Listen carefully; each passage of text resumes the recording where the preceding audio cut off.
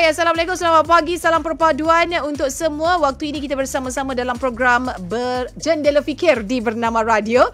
Baik, tubuh badan manusia yang memerlukan beberapa kolesterol ya untuk membantu menghasilkan hormon, vitamin D dan bahan-bahan yang membantu mencerna makanan. Jadi kolesterol ni terdapat dalam makanan daripada sumber haiwan, contohnya kuning telur, daging dan keju. Malah tubuh badan kita juga menghasilkan kolesterol yang diperlukan. Namun risiko kolesterol tinggi dalam badan juga boleh mengundang bahaya kepada kesihatan. Jadi mengulas topik kolesterol tinggi, kesan kepada kesihatan, bersama-sama dengan tamu kita pagi ini iaitu pakar perunding kardiologi dan perubatan am Hospital Pakar KPJ Rawang, Dr. Cho Chi Ken. Selamat pagi, Doktor. Selamat pagi. Selamat pagi semua. Ya, terima kasih bersama-sama dengan kami di Bernama Radio berbicara berkaitan dengan kolesterol. Ya. Baik, Doktor. Ya. Okey, pertama sekali kita nak tahu kenapa tubuh badan kita rupa-rupanya perlukan kolesterol ni. Adakah ia berbeza kalau kita lihat lain jantina, lain keperluan kolesterol dalam badan? Bagaimana, Doktor? Tak. Sebenarnya kolesterol ni penting. Apa-apa yang ada dalam tubuh badan kita penting untuk kesihatan umum lah. So, kolesterol sebenarnya diperlukan untuk membina membran sel dalam badan. Satu lagi, dia menolong untuk membina hormon-hormon dalam badan seperti testosteron, estrogen. So, kalau dikatakan kolesterol wajib ada dalam badan. So, kolesterol tu penting sebenarnya untuk badan kita berfungsi dalam keadaan yang optimum, kita panggil. Okey, saya ada soalan susulan sekejap, Raifah. Sebab apa? Saya ada pergi, ni pertama kalilah saya dengar yang kolesterol ni perlu ada dalam badan. Lepas buat medical check up kan, doktor, tiba-tiba doktor yang entertain tu dia bagi tahu saya, dia kata okey, kolesterol ni, bacaan kolesterol ada tinggi sikit, tetapi dia kata bacaan keseluruhan normal. Sebabkan dia kata kolesterol baik awak punya bacaan pun bagus. Jadi apa beza tu kolesterol baik dan tak baik tu, doktor? Maksudnya kolesterol ni ada baik dengan jahat ke? Ya, macam mana tu? Okey, kolesterol sebenarnya kalau kita ambil ujian darah kolesterol, kita akan nampak kita panggil jumlah kolesterol, total kolesterol. Kita juga ada nampak ujian-ujian HDL dengan LDL, ya, high density lipoprotein dengan low density lipoprotein. So yang kita panggil kolesterol baik dan kolesterol jahat sebenarnya ialah HDL dan LDL. So HDL ialah kolesterol yang kita panggil kolesterol baik. Okey, semakin tinggi kolesterol HDL ni semakin bagus. LDL yang lain ialah kolesterol yang jahat. So kalau boleh kita nak kurangkan LDL dalam badan, LDL kolesterol. Sebabnya ialah kalau LDL kolesterol semakin tinggi, dia akan senang untuk tubuh badan, especially kita punya salur darah, akan timbul kita panggil plak atau atherosclerosis. Bila plak tu semakin bertambah, dia akan meninggikan risiko untuk dapat serangan jantung atau stroke. So itu yang kita panggil kolesterol jahat, LDL tu. So cara untuk kurangkan LDL banyak lah. Nanti kita boleh bincang sikit lah. Baik. Okey, soalan seterusnya, doktor, ada juga yang pernah sebut bahawa tidak semestinya orang yang kurus kolesterolnya baik. Ada orang yang kurus tapi ada tahap kolesterol yang sangat tinggi. Betul ke, doktor? Okey, saya kurus tapi kolesterol saya tak berapa memuaskan lah. So itu bergantung pada orang.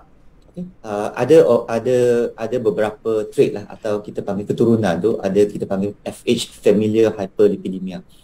Yang tu kita tak kisah you besar ke kecil ke, itu memang dalam keturunan. So kalau memang ada masalah macam tu, kolesterol akan tinggi walaupun you exercise tiap-tiap hari, puasa tiap-tiap hari, kolesterol akan tinggi juga. So ada beberapa orang macam tu lah. Of course yang kebiasaannya ialah kalau kita makan tak jaga, exercise tak buat, merokok, of course kolesterol tu akan naik lah. Ya, tapi dalam kes-kes yang luar biasa macam familial ni, itu memang kita kena jagalah. Itu tak kisah walaupun besar atau kecil, dia boleh terjadi. Baik, jadi maksudnya kolesterol tinggi dalam badan kita pun ada faktor daripada keturunan juga doktor, Betul. Okey. Baik, kita nak tahu punca-punca yang mengakibatkan kolesterol tinggi dalam tubuh badan ni. Kita nak tahu apa mungkin pemakanan yang boleh menyebabkan kolesterol jahat tadi tu tinggi dalam tubuh badan kita, doktor. Kalau untuk yang umum, biasanya kita akan bagi tahu kita kena kurangkan makanan yang berlemak. Okey. Mana datang makanan berlemak? Makanan berlemak tu mengandungi apa kita panggil lemak yang tepu. Okay, so saturated fat. So apa makanan yang ada saturated fat? Minyak, apa-apa yang dibuat dari haiwan, maknanya makanan seperti kambing, lembu.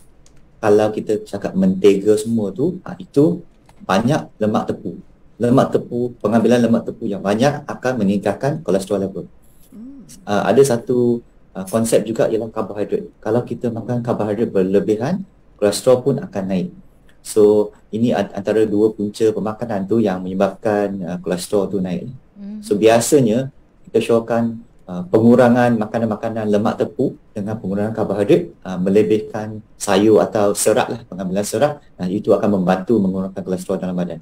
Okey. Baik, untuk anda yang sedang dengarkan kami, kalau ada sebarang soalan boleh tinggalkan terus di live Facebook Bernama Radio. Kita berbicara berkaitan dengan kolesterol tinggi, kesan kepada kesihatan. Dan tadi doktor ada sebut berkaitan dengan makanan-makanan yang ada lemak yang tepu. Dan kadang-kadang kita rasa bahawa kita makan makanan tu biasa je.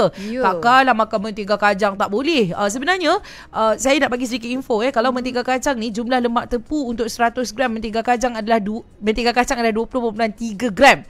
Selain tu macam makanan-makanan frozen tau, macam nugget, sausage, burger tu, yang di frozen kan, margarine. Adalah kita makan burger, kita masak pula dengan margarine.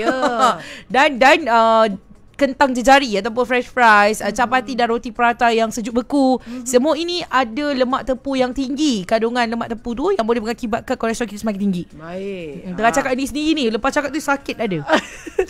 Jadi ini peringatan juga untuk kita dan ilmu juga untuk kita bersama. Dan pada peringkat permulaan doktor, bagaimana agaknya untuk kita lakukan pengesanan awal bahawa kadar kolesterol dalam badan kita tinggi? Ada cara lain nak detect ke ataupun memang kena buat saringan kesihatan tu doktor? Biasanya kalau lebih 40 tahun ke atas tu, kita syorkan saringan kesihatan. Sebab kolesterol tu hanya boleh nampak dalam ujian darah. Ada orang pernah bertanya, doktor, kalau saya rasa tak sihat lah, rasa berat semua, adakah kolesterol saya tinggi? Biasanya kita susah nak bagi tahu. Cara yang paling senang dan paling tepat ialah untuk pengambilan darah. Kita panggil fasting serum lipid. Itu akan nampak semualah yang saya cakap tadi. Total kolesterol baik, kolesterol jahat. So, ujian darah tu amat penting lah dalam saringan kesihatan. Baik, doktor, saya cuba nak mengimbas sedikit lah zaman kanak-kanak kalau kita dulu mungkin yang mana ada ruangan Tasha boleh cuba. Tak tahu betul ke tak, sekarang sebab ada doktor saya nak tanya. Ada orang kata kalau nak tahu kolesterol kita tinggi ke tidak, kita buka tapak tangan. Lepas tu antara jari dengan jari tu kita tengok kuning ke tidak. Dekat penyambung tu. Betul ke doktor? Ke ni mitos je? Saya percaya tu. Ada beberapa tanda yang kalau memang itu tanda je tak semestinya tepat. Ada beberapa tanda lah yang kita boleh tengok dalam orang ramai tu yang boleh kita tak tahu kolesterol tinggi ke tak. Nombor satu ialah kita tengok sekeliling mata atas tu, kelopak mata atas tu. Kalau dia timbul benda-benda kuning tu, itu petanda. Tak semestinya tinggi tapi petanda kolesterol tinggi. Benda-benda ada biji-biji tu ke doktor? Berbiji-biji atas kelopak mata tu. Dua belah. Oh, ni kuning tapi nasib baik eyeshadow doktor. Sambil tengok. Eyeshadow tak apa. Tapi eyeshadow tak penting. Okey, tapi doktor satu lagi. Satu lagi? Macam mana doktor? Satu lagi kadang-kadang kita ada garisan kat cuping telinga. Satu garisan. Macam mana tu doktor? Itu pun ada satu garisan je kan. Biasa cuping telinga kita tak ada apa ke, cantik kan? Ya, cantik. Kalau ada kolesterol tinggi petanda tu, kadang-kadang ada satu garisan kat cuping telinga tu. Itu boleh menandakan kolesterol tinggi. Risiko semua tinggi. So, kita kena tengoklah cuping telinga hari ni. Baik. Sama ada karisan. Saya cek cuping telinga Raifah. Mana kan tak ada cermin, kita tengok sesama sendiri. Baik. Risau doktor. Tak kawan tengok je. Doktor, bila ada tanda-tanda tu dah ada dekat tubuh badan kita doktor. Jadi adakah tahap kolesterol kita tu dah terlalu tinggi sampai keluar tanda-tanda macam tu ataupun sebenarnya boleh diselamatkan ataupun macam mana status kita ni? Selagi kita tidak mengalami apa-apa komplikasi lagi, kita boleh rawat. Rawatan tu ialah dengan cara ubat-ubatan atau penjagaan pemakanan lah. Atau kita panggil healthy lifestyle. Kalau kita boleh membuat semua perkara macam tu, biasanya dia akan elok. Kolesterol level akan turun dan dia akan mengurangkan risiko kita lah untuk mendapat masalah-masalah kesihatan yang akan datang.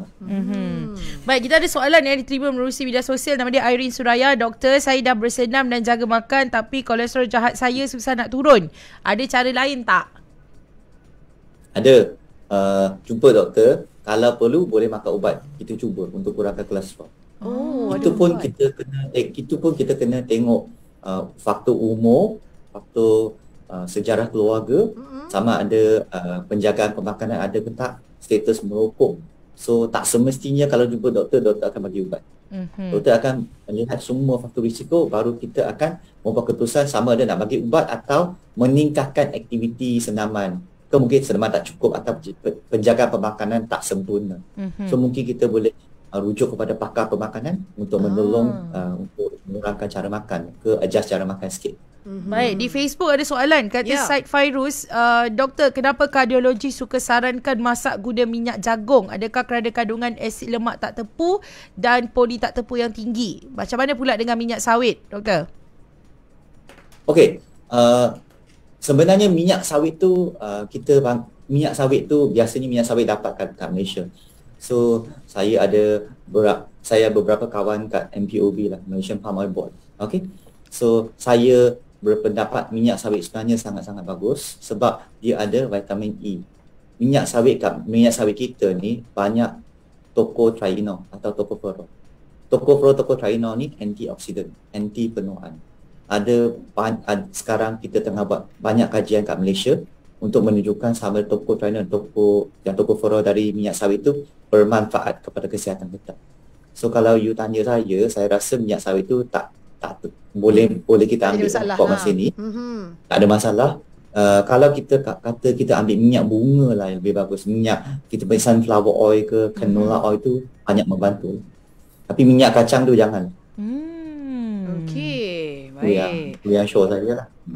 Itu dia ya, dari sudut masakan lah. Pemilihan minyak pun sangat penting. Baik, jadi doktor, bila kita cerita tentang kolesterol kan, awak ni high kolesterol ni, nanti ada potensi kena sakit jantung ni. Dah kena sakit jantung, nanti berpotensi kena stroke pula. Allah. Jadi apa lagi penyakit lain selain daripada dua penyakit ni yang berpotensi kena pada pesakit kalau kata mempunyai kolesterol yang tinggi ni, doktor? Jangan lupa salur darah kaki ya. Kalau kolesterol tinggi, dia akan menyebabkan salur darah dalam badan kita tersumbat lah. So selain jantung, selain otak tu, salur darah kaki boleh tersumbat. So kadang-kadang kita akan berjalan rasa kaki sakit tu. Bila berjalan je kaki sakit. So kemungkinan sumbat salur darah tu kat kaki. Itu yang biasa kita tak berapa tengok benda tu. Betul? Sebab kita ni dia kuat sangat tu. So kaki, salur darah kaki ni boleh tersumbat juga. So itu kita kena tahu juga. Salur darah tulis kaki. Tulis maksudnya rasa sakit tu kita nak tahu juga dia tahap yang macam kram ke ataupun rasa pijak tumit sakit ke? Kalau berjalan sakit. Di bahagian mana doktor? Biasa kaki ke bawah, dari bahagian paha ke bawah. Seluruh kaki Seluruh kaki. Ya. Kita panggil peripheral vascular disease ya. Baik. Yang kita cakap pasal jantung, kita cakap mengenai otak tu, itu ialah central kan. Kita cakap peripheral vascular disease tu tempat-tempat seperti kaki lah yang akan kemungkinan terkesan kalau kolesterol kita tinggi. Okey. Dan kalau kita sebut tentang masalah kolesterol tinggi ni, doktor, adakah ianya melibatkan orang dewasa semata-mata ataupun sebenarnya tidak? Kanak-kanak juga berpotensi untuk ada kolesterol yang tinggi. Masalah dengan penempatan plak tu, salur darah kita semakin melekat dengan kolesterol jahat tu bermula dari umur berbelas-belas tahun sebenarnya. So kadang-kadang pun kena jaga. Kalau budak-budak sekarang tu yang asyik makan makanan fast food semua tu, itu kena jaga sikit. Sebab dia mula masa umur-umur macam tu. Umur masa remaja semua dia start, bila sampai itulah sebab mengapa kita nampak sekarang lebih ramai pesakit jantung dalam umur yang lebih muda, 30 ke 40 tahun. Biasanya, classically, masa kita kena serangan jantung semua 50 ke atas. Sekarang kita nampak pengurangan umur, 30-40 dah ada masalah jantung. Mengapa? Sebab pemakanan dari awal, dari masa remaja kita tak jaga. Dulu kita tak ada banyak sangat kedai-kedai McDonald, KFC. Dulu masa saya remaja lah. Sekarang memang tiap-tiap jalan ada tu. So itu masalah. So ibu bapa kena jaga sikit lah. Pantau sikit anak-anak. Jangan bagi makan lebih sangat. Makan tu boleh, bukan kata tak boleh, tapi kena jaga. Ya. Ya, Kita baik. buka talian. Mari kita, okey, kepada anda semua, ramai yang nak bertanyakan kepada doktor ni, topik tentang kolesterol tinggi, 0326927939. Anda boleh tanyakan apa soalan yang ingin anda tanyakan, dan juga boleh tinggalkan juga komen anda di Facebook Bernama Radio. Ya, penting sangat ya ilmu tentang kolesterol ini. Kita tahu kolesterol itu sangat berbahaya pada tubuh badan kita, tapi ada juga info tadi yang doktor kongsikan, ada kolesterol baik pula yang diperlukan oleh badan. Kita nak tahu doktor, kolesterol ni boleh dirawat ke ataupun bagaimana? Biasanya kalau kita tengok umur, kalau umur kita muda lagi, tak sampai umur yang memerlukan rawatan, kita akan syorkan healthy lifestyle. Healthy lifestyle tu apa? Nombor 1, merokok, berhenti merokok. 2, penjagaan makanan. 3, exercise. Ketiga ni kalau kita boleh ikut seperti biasa, dia akan menggunakan kolesterol. Tapi kat Malaysia ni biasanya pemakanan. Pemakanan yang merupakan punca utama kolesterol tinggi. So, Pemakanan. Kedai-kedai pemakanan, sebab kedai kita buka sampai tengah malam kan. So menjadi masalah sikit lah. Doktor nasihat tau, tapi muka doktor plain je. Tak ada dia macam relax, marah ke, relax, doktor tenang. relax. Okey. Ya. Kita nak terima pelbagai doktor. Ada Sofia di talian, ada soalan katanya. Hello Sofia. Hai Sofia. Hello, Assalamualaikum. Waalaikumsalam. Selamat pagi, Doktor. Hello, selamat pagi. Doktor, saya nak tanyalah ni sebab saya nak tahu juga kan, sebab kita ni selalu keluar bekerja, pemakanan pun kadang kita makan lewat malam, kadang makan awal terlalu pagi. Ada apa simptom-simptom sebenarnya? Saya tahu kita ni ada kolesterol. Adakah kebas tangan itu salah satu puncanya? Lagi satu doktor, macam kita ada anak kecil kan, kita kadang-kadang bagi mereka gula-gula, bagi makan aiskrim. Kanak-kanak ni sebenarnya terdedah tak untuk dapat terima ataupun dapat menghidap penyakit kolesterol ini? Adakah pemberian makanan seperti aiskrim, coklat ataupun manisan ini boleh mengundang kepada kolesterol tinggi kepada kanak-kanak, anak-anak kita ni doktor? Baik, terima kasih, Sofia. Sofia. Baik, yang pertama kebas tangan. Adakah itu tanda kolesterol tinggi? Atau dia tidur tersepit doktor? Kadang-kadang saya pun kebas tangan, tapi tak semestinya kolesterol tinggi. So kolesterol tinggi biasanya simptom tu kita tak rasa langsung. So biasanya kita dapat tahu masa saranan kesihatan. Kalau kita cakap macam tu je, kita tengok je boleh nampak kolesterol tinggi, kecuali ada tanda-tanda seperti saya cakap lah, ke atas mata semua tu, itu cerita lah. Kalau tidak, biasa tanda tu tak ada, susah nak dapat. Itu satu. Mesti kena ambil saringan darah Saringan darah paling tepat. Baik. Ujian yang paling senang. 1 jam dapat result. Okey, itu dia yang yang pertama. Tak payah fikir lah. Okey. Tak payah fikir dah doktor kata. Doktor memang chill lah doktor. Darah je. Okey, yang kedua pada kanak-kanak. Ni ambil bagi gula, coklat, Ya, semua dessert. bagi. Semua Menggembirakan anak-anak dia kata. Okey, sebagai seorang ibu bapa juga kepada 3 orang anak tu, coklat semua tu saya bagi anak saya juga, tapi dalam kadar yang jangan berlebihan lah kita panggil. So gula-gula tu janganlah bagi tiap-tiap jam, itu melampau lah. Sekali okey lah. Coklat tu janganlah ada pergi makan kan. Tahu coklat tu sedap, tapi penjagaan tu penting sebab anak-anak apa yang kita buat masa muda sekarang tu, apa yang kita buat tu, dia akan yang kena tu dia lagi tau. Dalam masa 20-30 tahun akan datang, kesannya tu kepada anak tu nanti. Jangka masa panjang. Anak nanti rasa anak kita yang terasa, bukan kita tau. So saya tahu kita sayang budak-budak kita sayang, saya sayang anak saya. Tapi pemakanan tu kita kena adjust. Boleh bagi, saya tak cakap tak boleh bagi tau. Kena bagi, tak halang kan doktor? ada langsung. Itu kesian sikit. Kita kena bagi. So bagi tu dalam kadar yang cukup lah, jangan melampau. Coklat sekali 2 tak apa. Aiskrim kalau hujung minggu pergi shopping komplek, belilah sikit, tak apa, tak ada isu. Jangan makan satu pint dalam satu hari, tu melampau lah. Faham? Tu dia satu pint satu hari. Baik, doktor, soalan seterusnya. Ainon Wazir, bagaimana pula dengan santan? Adakah ia menyumbang kepada kenaikan kolesterol dalam badan? Santan. Santan jangan. Dia banyak lemak tepu. So saya tak syorkan santan banyak sangat. Tak so, boleh kadar makan rasa. Untuk rasa je tak apa. Kadar rasa hujung lidah. Kadar rasa okey. Saya pun masuk santan kadar rasa. Tapi kalau nak makan hari-hari dengan cara macam tu tak boleh lah, bahaya. Sebab dia tepu tinggi sikit. Baik. Kita terima panggil seterusnya. Mari kita. Hello Cik Zul. Hello, Assalamualaikum. Waalaikumsalam. Cik Zul, teruskan dengan soalan. Ya. Soalan saya ni, saya ni seorang yang kurus. Kurus. Jadi apakah yang kolesterol ni juga macam mana Yang kurus ni juga boleh kena kolesterol. Sebab mak saya umur 60-an, dia kurus tapi dikira dia sekarang ni review sebab kolesterol tinggi. Dan adakah saya yang kurus sekarang ni umur dalam 4S ni pun boleh kena kolesterol tinggi ke walaupun jaga makan? Sebab saya makan waktu siang je, malam memang tak makan langsung. Oh, memang jaga makan ni. Jaga makan. Okey, Cik Zul. Okey, doktor sekali lagi lah. Mungkin terlepas tadi dia dengar. Kurus pun boleh juga ada kolesterol yang tinggi. Ya. Kurus boleh juga ada kolesterol tinggi. Sebab kita jangan lupa ada kadang-kadang kita ada panggil familiar lah, keturunan. So kalau memang mak, bapak, memang saudara mara, pakcik, makcik, saudara semua tu kalau ada kolesterol tinggi, kemungkinan besar kita ini masalah keturunan tau. Kalau masalah keturunan, tak kisah you kurus ke, you gemuk ke, kolesterol boleh tinggi walaupun muda. So itulah kita syorkan sekarang saringan kesihatan tu. Ya. Sebab awal, pengesanan awal tu membantu sangat. Sangat penting ya. Apa ni saringan kesihatan berkala tu yang paling penting sekali. Baik doktor, daripada makanan tadi kita nak bawa kepada ubat-ubatan ni. Adakah pengambilan ubat-ubatan tertentu tanpa kawalan juga berbahaya dan berisiko jadi punca kolesterol jadi tinggi dalam badan, doktor? Bagaimana? Kalau kita bagi tahu, kalau puan tanya pasal ubat-ubatan dari doktor, tak ada ubat yang meningkatkan kolesterol lah. Tak jarang lah. Tapi kalau suplemen tu lain cerita. Sekarang kita ada banyak suplemen dalam market pasaran sekarang lah. So suplemen tu kadang-kadang kita tidak tahu apa kandungan suplemen tu. So kita kena bijak sikit lah untuk memilih suplemen yang boleh kita makan, tak boleh. Sebab sekarang banyak suplemen yang mengandungi minyak-minyak. So kita kena jaga sikit lah sebab kita tak tahu apa kesan suplemen tu. Sebab ubat-ubatan biasanya yang ada yang berlesen dengan Kementerian Kesihatan tu telah melalui banyak kajian lah antarabangsa. Suplemen tu kadang-kadang tidak ada kajian-kajian macam tu lah. So kita kena hati-hati sikit lah dengan memilih suplemen.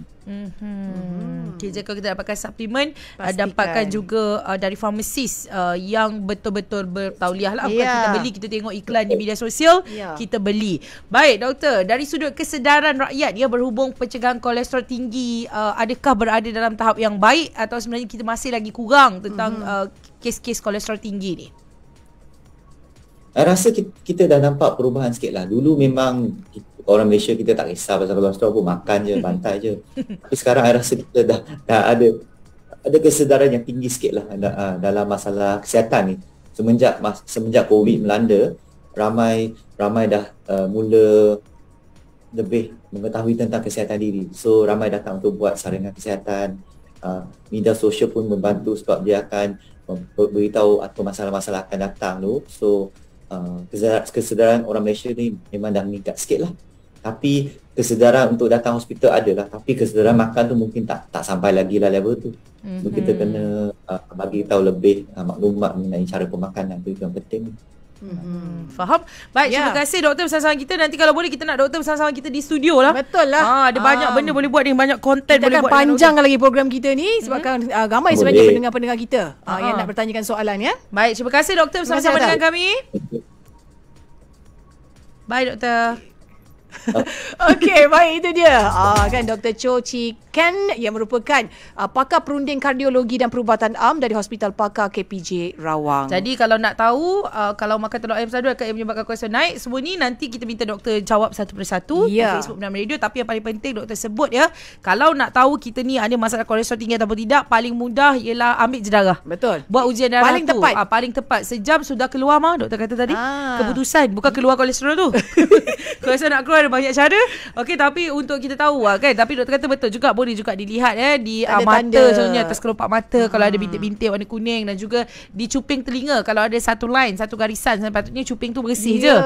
Kan itu antara petanda yang badan kita ada kolesterol yang tinggi. Ya, jadi apa pun terima kasih juga kita ucapkan kepada pendengar-pendengar Bernama Radio kerana bersama-sama dengan kami dalam program Jendela Fikir. Jangan pergi mana-mana sebabkan di jam yang terbaru nanti kita ada lagi program menanti anda. Ya, jam terbaru ni pun menarik juga Natasha menarik, kerana kita nak bicara berkaitan dengan apa yang berlaku di Batang Kali. Saya kira Father's Organic Farm yang kita tahu berlakunya kecelakaan di sana.